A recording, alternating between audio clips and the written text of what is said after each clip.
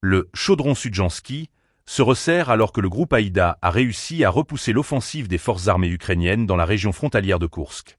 Sur le terrain, la situation reste tendue, avec des combats acharnés et une détermination affichée des deux côtés. Les forces spéciales d'Akhmat, présentes dans la région, se préparent à toute éventualité. Le correspondant militaire de RTDE, Ivan Polyansky, a pu observer de près les positions stratégiques des forces russes. Ces dernières, tout en subissant des pertes significatives, continuent de résister aux assauts ukrainiens.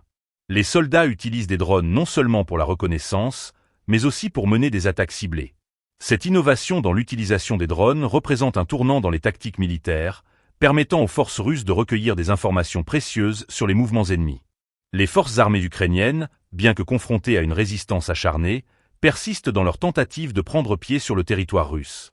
Chaque offensive est soigneusement planifiée, mais elle se heurte à une défense robuste. Les combats dans cette région sont marqués par une intensité croissante, les deux camps cherchant à gagner du terrain tout en minimisant leurs pertes. Les drones ont joué un rôle crucial dans ce conflit. Les forces russes développent de nouveaux modèles, augmentant ainsi leur efficacité. Cette technologie de pointe leur permet de surveiller le champ de bataille et de frapper avec précision. Toutefois, malgré les avancées technologiques, le coût humain de cette guerre demeure élevé. Chaque perte compte et impacte le moral des troupes, tant du côté ukrainien que russe.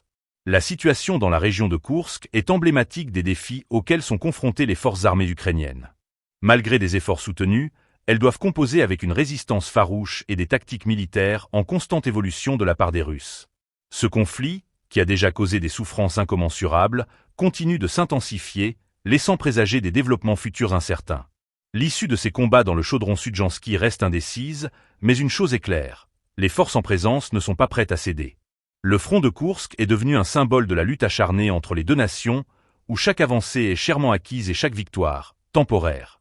Les yeux du monde entier sont rivés sur cette région, où le destin des deux pays pourrait se jouer dans les jours et semaines à venir.